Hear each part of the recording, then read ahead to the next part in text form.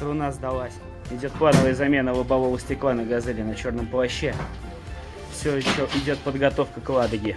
Старого уже нету.